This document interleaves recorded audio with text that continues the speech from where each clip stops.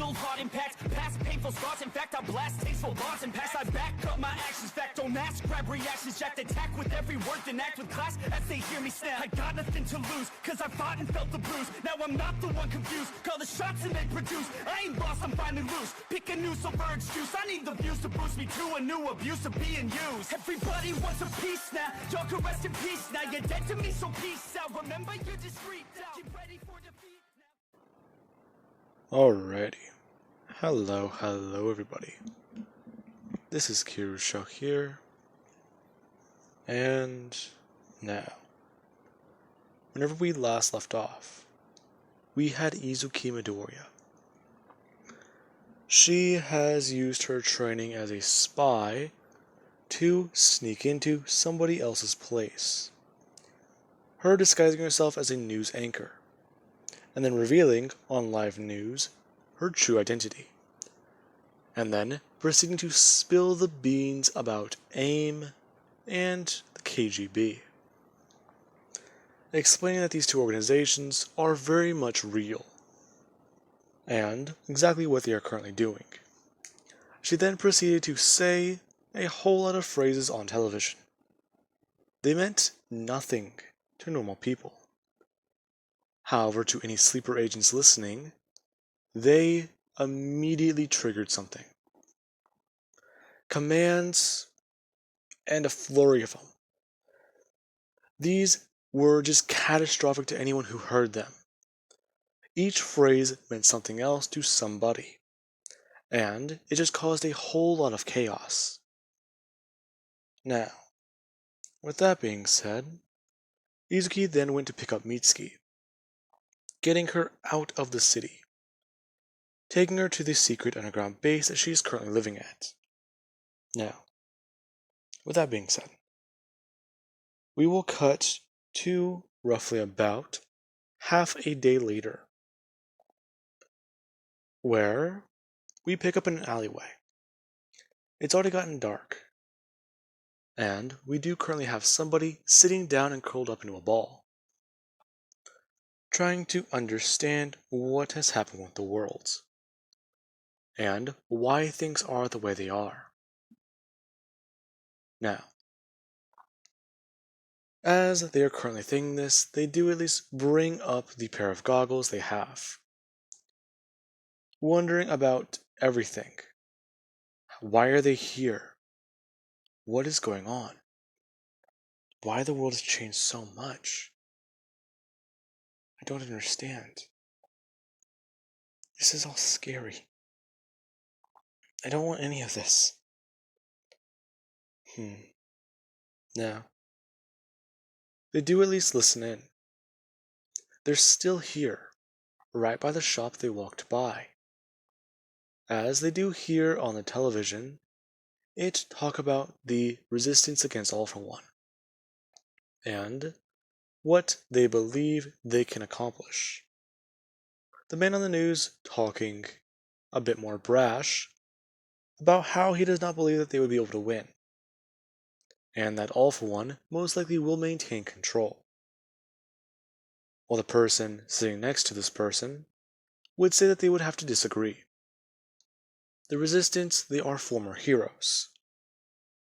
And looking at this from a non-biased perspective, they would believe that if All for One were to win, it would ultimately be worse for the world. One man trying to maintain control over everything? That does not sound like it would be a good idea. If he were to simply just try Japan, then it would most likely be successful. But world domination is a bit too far-fetched. Now, this is where our friend here does at least try and think. The Resistance. They're former heroes. Sticking around here won't help me. Wait a minute. I think I know where they might be. The person then putting their goggles back on their face, before pressing a button on their suit. This being where she disappears, and runs off into the night. Now, meanwhile, we do have Izuki. She is tossing and turning in her bedroom, and a multitude of things are happening. She is trying to understand it all. The strange world she has been creating, that she has been a part of forming. And there is currently her nightmare. Her nightmare of her up on stage. It shifting from her fighting to her dancing. She is fighting one of her friends in a death match. And it then changes. Her throwing a punch as hard as she can. The moment it makes contact, her hand is outstretched and folded flat. As she then does spin around. As soon as she spins, she brings up her legs and kick it directly into her friend's face, knocking her down as she does go to actually throw a fist downwards. Her then seeing the ballerina scene once more. Her hand is stretched downwards straight, while her leg is thrown up behind her. Her then bringing herself up and twirling. Now, as it does happen, her dream changes once again. This time it does feel different. She hears a voice, the voice of an unfamiliar man. And then there is, at least outside of her room, people are walking by, and many of them are talking about whether or not the commander is alright. This being where a loud sound is heard from Izuki's room, and somebody does run in, brandishing a firearm.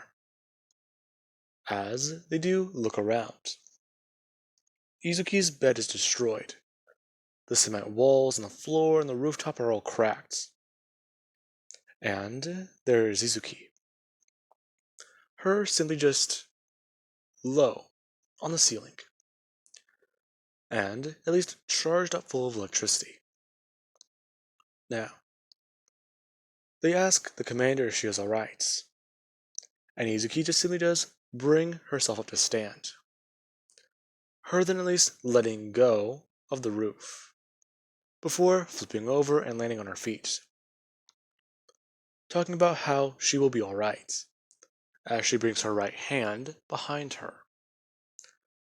The person is still confused, as she orders them to leave her be. There was just an accident, and that it is nothing to worry about. Them walking away. Izuki bringing her right hand back up, and looking at it. Her hand, quite simply, is covered with his power, and she sees it, wondering exactly what this all is. It's weird, I didn't turn this on. Her hearing a voice and turning around. However, at the exact same time, somebody does run into her room once more. Her turning and about to scream at them, as it is actually Mina. And her face doesn't look too happy. In fact, it looks a whole lot more serious. Ashido. Izuki, is this a bad time? No. In fact, I couldn't sleep. What is it? Listen, I just got a call from Momo. Okay.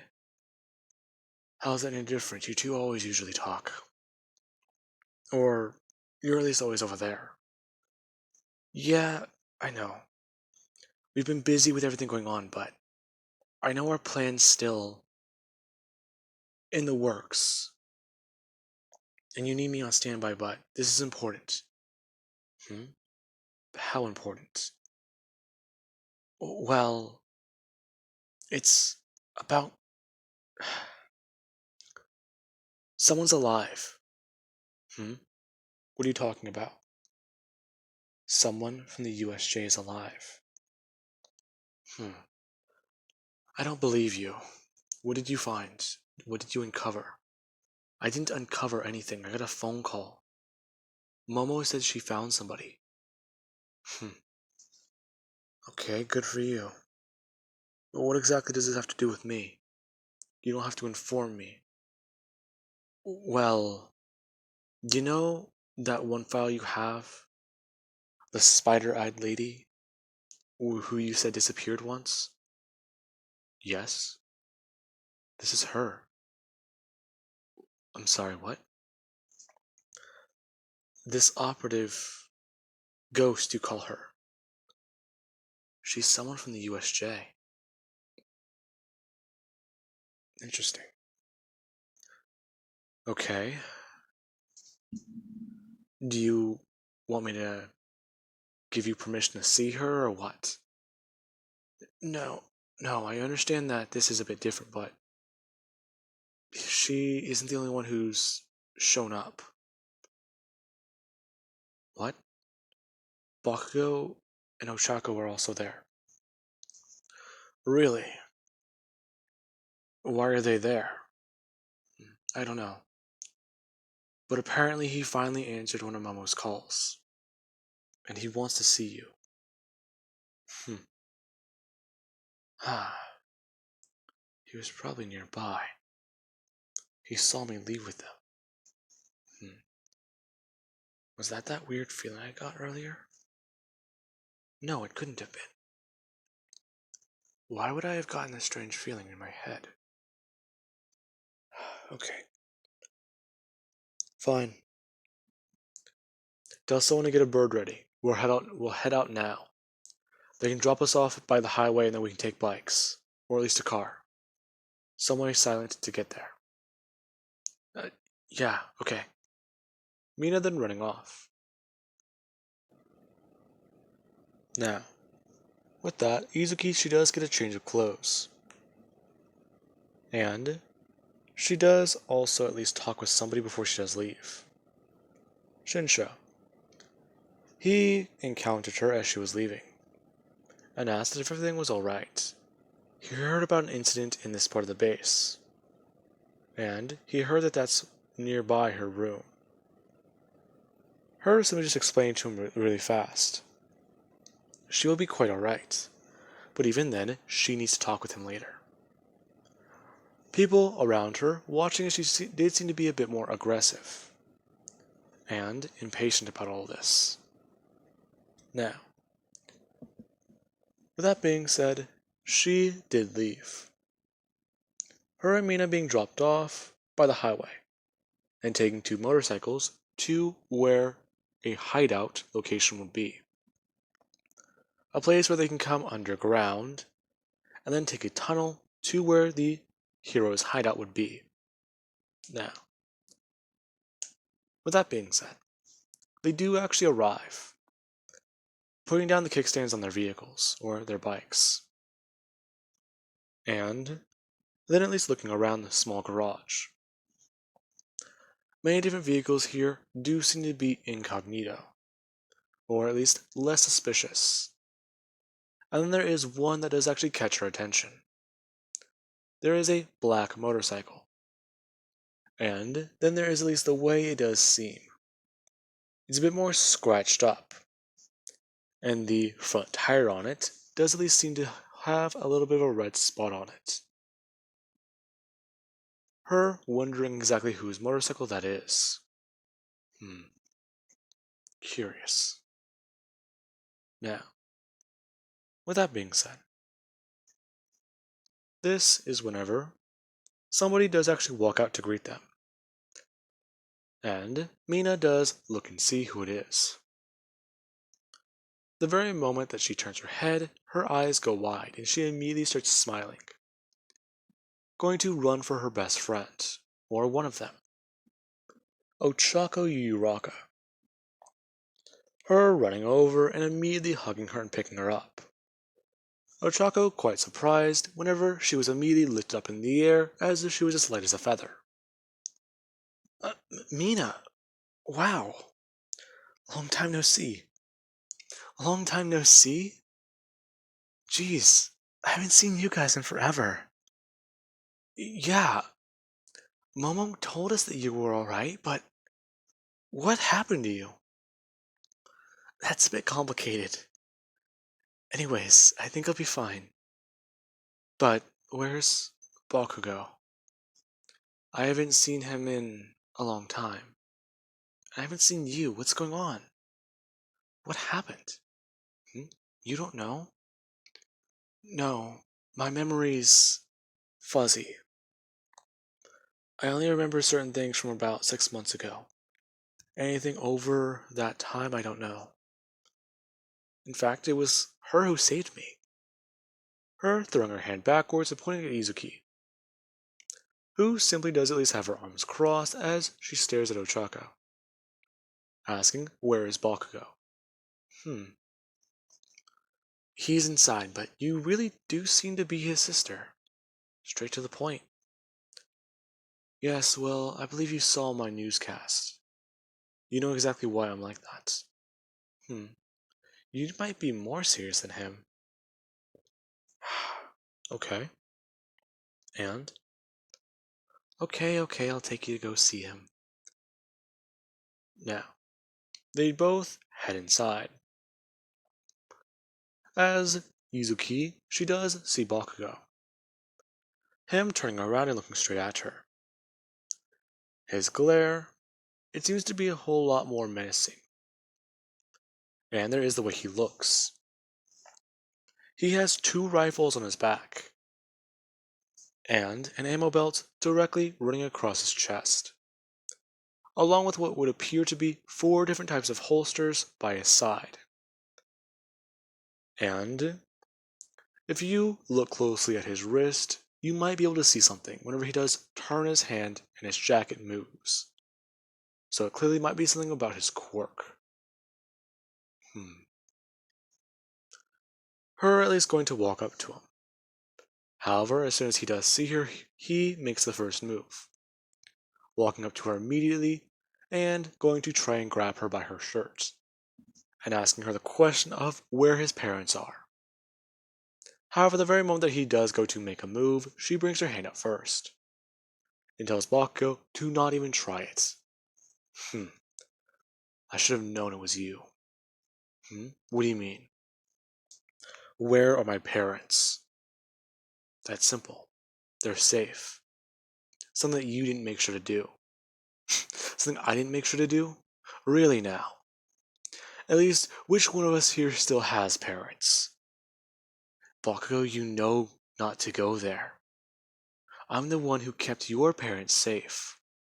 I failed to do that once, so I'm making sure it doesn't happen again. By the way, how's the head injury? Just fine. How's your BFF with the knife quirk? I told you that story because, you know what? I'm happy I made sure they were safe. They were safe. Where they were at. Nobody knows I'm the Punisher. Not until your little news broadcast. Anyone who ever did find out, I simply just killed as soon as they got to the front door. Or no, the gate would be more accurate. So because of you, I might have a target on my back now. My element of surprise against all for one is gone. Not really. I never mentioned that you were a hero. Good point. But even then, what does that have to do with anything? Well, quite simple. After we figure out everything with AIM, then I'm going to kill all for one. You almost sounded serious there. I am. I am serious. After we take down AIM, I'm killing that man. I'm then heading back home, to my country, where I will take apart the people who did this to me, who killed my parents and ruined my very life. I should be in high school, Bakugo. I should have friends. But look at me. I have allies, people who stand by me because of my strength. And not just that. Her bringing up her hand and turning on her quirk, talking about how she also has this now, a gift from a dead man, and she is going to use it to make sure the world can stay safe. What the fuck is that? It's All Might's quirk. Everyone turning around and looking at her, completely surprised. How does she have All Might's quirk? Was this another freak experiment? No. A gift, like I said. Ask Nezu for more details. It doesn't matter now. The war is about to begin. The one that you will see and witness. However, the one I've been fighting. You don't know how many people are dead behind it, Bakugo. I do. Have you ever had to murder the man who raised you? Have you ever seen your memories change on a whim? Have you ever seen someone you care about die? Bakugo thinking back at his best friend. And exactly what he saw a millisecond before he was shot. The dumbstruck smile on Kirishima's face. And exactly how he fell.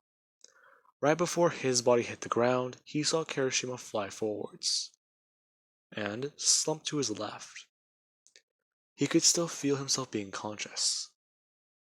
And then there was everything fading to black. He thought he was dying, and it scared him even more. But then he woke up in a hospital,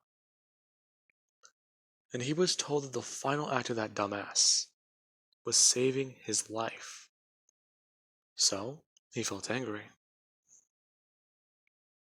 Bakugo at least looking away from her, and saying that he can get it, but that doesn't justify anything.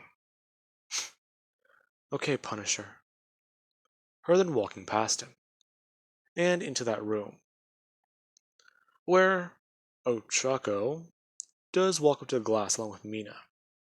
Momo sitting down, as she goes on stating that this is Ghost, correct?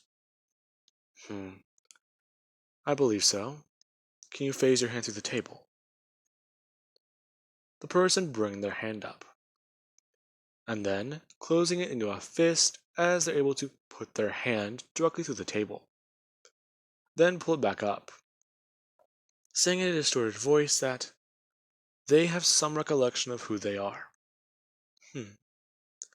Not surprising. You tried to murder me, and my friend. I shot at you, but bullets don't work apparently. I'm told that you are someone from the USJ. Very straight to the point, aren't you? Fine. Ghost putting her hands on the table, pulling off her right glove, and then her left glove. Everyone looking to see her hands. Impressive, but what does that prove? My quirk. I don't know what's happening with it. Okay. The person then at least taking off their hood to reveal their hair. And more or less parts of their face as they take off the goggles. And then the voice filter is disabled. As everyone's confused looking at this girl. She was at the USJ? Who is she? A redhead? Who are you? That's an easy one. I don't recognize your voice. But I do, Momo says. Izuki turning to look at her. Going on to say that that is the voice of Toru Hakakure. Bakugo, Mina, and Ochako, all quite shocked. Izuki simply just turning her head. Who's that? Well, usually she is invisible. I can see the correlation between your abilities and Ghost. Okay, but still. This is all quite strange. I don't know what's going on. What are you talking about? I woke up in the middle of the road with a knife in my hand, invisible. I don't know why, but I just remember walking past a shop, hearing a phrase. Everything just felt less foggy. Now, I'm confused.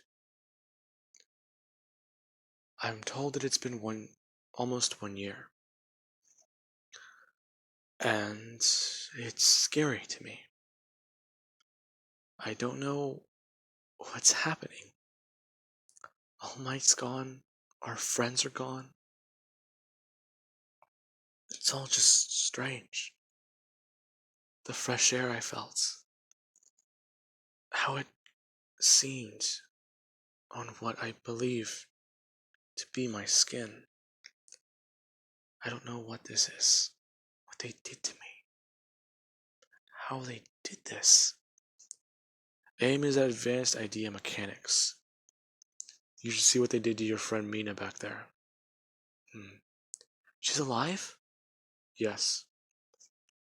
However, that's about it. All of your other friends, they've been identified and buried. Some cremated. I somewhat understand. But I just don't know what to do. Come with us. Who are you? Well, quite simple. I'm the one who's currently making advanced idea mechanics burn to the ground. Huh? Along with that, you said you passed by a shop? Yes, a TV store. And when did you come to? Her at least listing off the time that she saw whenever she looked at the TV. Izuki at least somewhat smirking, and letting out a bit of a chuckle. Everyone looking at her confused. Her saying that was directly after she gave her broadcast. Huh? Yeah. Oh, that's hilarious. One of the phrases I said is your trigger word. I'm guessing it was that last one. Pretty lucky, too. Ah, that's a relief. Then again, you being an assassin, that's quite useful. What are you talking about? AIM had you as an assassin, but now you're free. How about this? Help us fight for a better world, and I can guarantee you, I can help free you of that thing in your head. What thing? That ticking time bomb. What are you talking about? That phrase that you just have to say. If I say it, you'll go back to being a mindless, ruthless killer. I can help you get rid of it. Why? Because no one should have to go through this. I've been through it before. So many people I know have been through it before. But still, it scares me what would happen to me. And I know that fear is in you. So, let me cure you. I don't care for anything in return. You can join us, or we can set you up somewhere safe. A new life, away from here. Oh, okay. But I just don't know. That's fine.